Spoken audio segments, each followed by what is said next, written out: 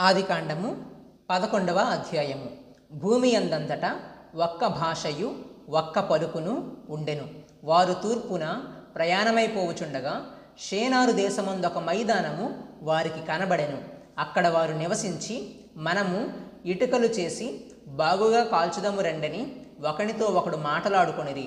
రాళ్లకు ప్రతిగా ఇటుకలను, అడుసునకు ప్రతిగా మట్టి కీలును వారికుండెను. మరియు వారు, మనము భూమి అందంతటా చెదరిపోకుండా ఒక పట్టణమును, ఆకాశమునంటు శిఖరము గల ఒక గోపురమును కట్టుకొని పేరు సంపాదించుకుందము రండని మాటలాడుకొనగా, యెహోవా నరుల కుమారుడు కట్టిన పట్టణమును, గోపురమును చూడ దిగి వచ్చెను. అప్పుడు యెహోవా, ఇదిగో జనము ఒక్కటే, వారికందరికీ భాష ఒక్కటే, వారు ఈ పని ఆరంభించి ఉన్నారు. ఇక మీదట వారు చేయదలచు ఏ పని అయినను చేయకుండా వారికి ఆటంకమేమియూ నుండదు. గనుక మనము దిగిపోయి వారిలో ఒకని మాట ఒకనికి తెలియకుండా అక్కడి వారి భాషను తారుమారు చేయుదము రండని అనుకొనెను. అలాగు యెహోవా అక్కడ నుండి భూమి యందంతటా వారిని చెదరగొట్టెను. గనుక వారు ఆ పట్టణమును కట్టుట మానిరి. దానికి బాబెలు అను పేరు పెట్టిరి. ఎందుకనగా అక్కడ యెహోవా భూజనులందరి భాషను తారుమారు చేసెను. అక్కడి నుండి యెహోవా భూమి యందంతటా వారిని చెదరగొట్టెను. షేము వంశావళి ఇది. షేము 100 ఏండ్లు గలవాడై జలప్రవాహము గతించిన 2 ఏండ్లకు అర్పక్షదును కనెను. షేము అర్పక్షదును కనిన తరువాత 500 ఏండ్లు బ్రతికి కుమారులను కుమార్తెలను కనెను. అర్పక్షదు 35 ఏండ్లు బ్రతికి షేలహును కనెను. అర్పక్షదు షేలహును కనిన తరువాత 403 ఏండ్లు బ్రతికి కుమారులను కుమార్తెలను కనెను. షేలహు 30 ఏండ్లు బ్రతికి ఏబెరును కనెను. షేలహు ఏబెరును కనిన తరువాత 403 ఏండ్లు బ్రతికి కుమారులను కుమార్తెలను కనెను. ఏబెరు 34 ఏండ్లు బ్రతికి పెలెగును కనెను.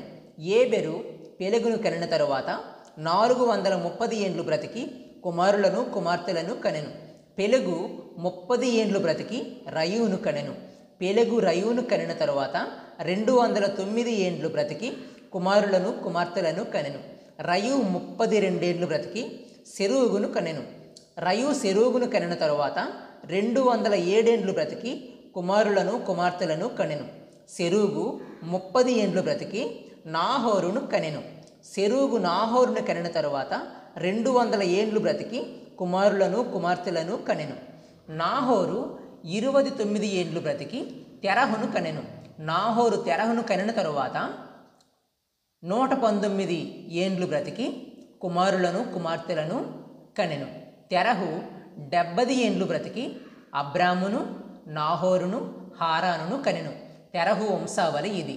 తెరహు అబ్రామును నాహోరును హారానును కనెను. హారాను లోతును కనెను. హారాను తాను పుట్టిన దేశమందలి కల్దీయుల ఊరను పట్టణములో తన తండ్రి అయిన తెరహు కంటే ముందుగా మృతి పొందెను. అబ్రామును నాహోరును వివాహము చేసుకొనిరి. అబ్రాము భార్య పేరు సారయి. నాహోరు భార్య పేరు మిల్కా. ఆమె మిల్కాకును ఇస్కాకును తండ్రి అయిన హారాను కుమార్తె. సారయి గొడ్రాలై ఉండెను.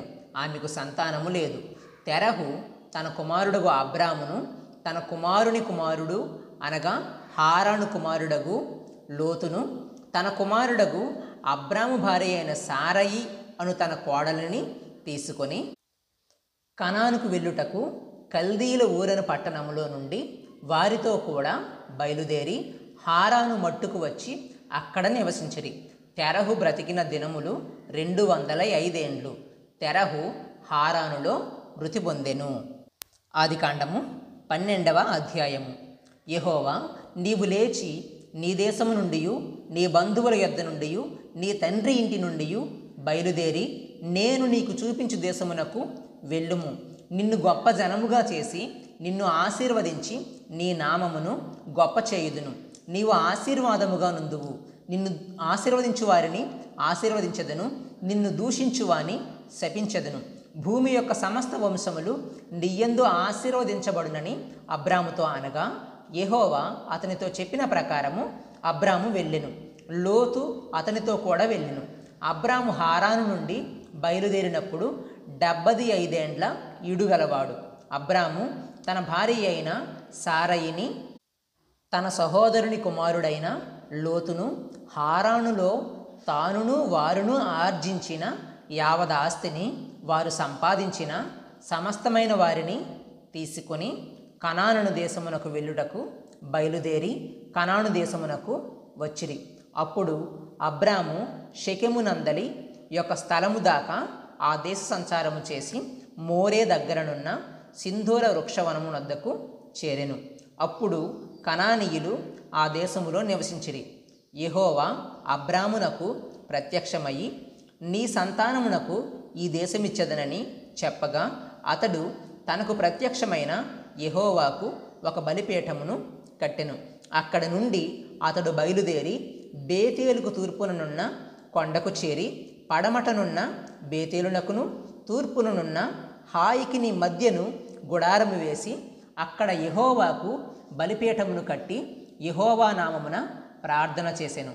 అబ్రాము ఇంకా ప్రయాణము చేయుచు దక్షిణ దిక్కుకు వెళ్ళెను.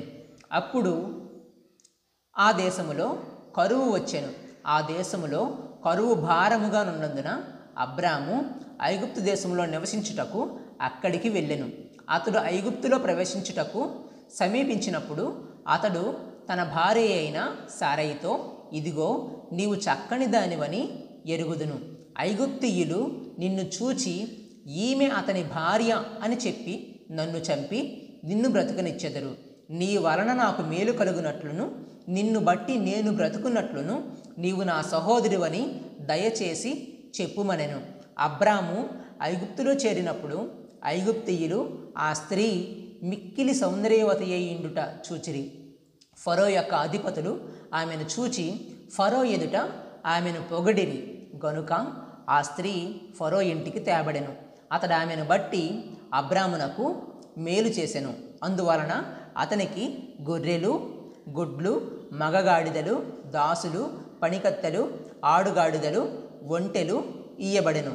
అయితే యెహోవా అబ్రాము భార్య అయిన సారయిని బట్టి ఫరోను అతని ఇంటివారిని మహావేదనల చేత బాధించెను. అప్పుడు ఫరో అబ్రామును పిలిపించి, నీవు నాకు చేసినది ఏమిటి? ఈమె నీ భార్య అని నాకెందుకు తెలుపలేదు? ఈమె నా సహోదరి అని ఏల చెప్పితివి? నేనామెను నా భార్యగా చేసుకుందునేమో. అయితేనేమి, ఇదిగో నీ భార్య, ఈమెను తీసుకొని పొమ్మని చెప్పెను. మరియు ఫరో అతని విషయమై తన జనులకు ఆజ్ఞాపించినందున వారు అతనిని, అతని భార్యను, అతనికి కలిగిన సమస్తమును పంపివేసిరి.